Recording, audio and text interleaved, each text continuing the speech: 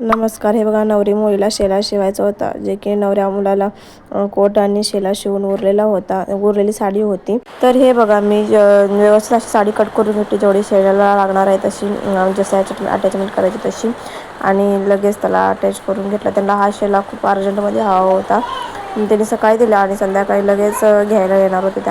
तर हे दोन्ही व्यवस्थित अटॅच करून घेतले आहेत आणि दाबटीप टाकून घेतलेली आहे. तर आता ह्यासाठी मला बदलावं लागणार आहे माझ्या मशीनचा फूट, जे की हा शिलाईचा होता. मला लावायचा होता बेडिंगला, तर मी बेडिंगचा फूट अटॅच करून घेते आणि बेडिंग करून झाल्यानंतर तुम्हाला दाखवते. आणि त्यांनी जी बॉर्डर घरी ठेवलेली होती ती परतनं त्यांनी त्या शिलेला परत अटॅच करायला सांगितलेली.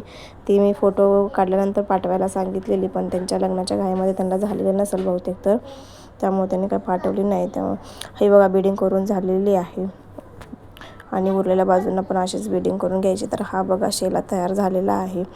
हा काय असा एवढा खास नाही दिसणार. जेव्हा वेअरिंग करेल तेव्हा प्रेस करून वेअरिंग केली ना की खूप छान दिसेल. चला दुसऱ्या व्हिडिओमध्ये भेटूया. Bye bye, see you.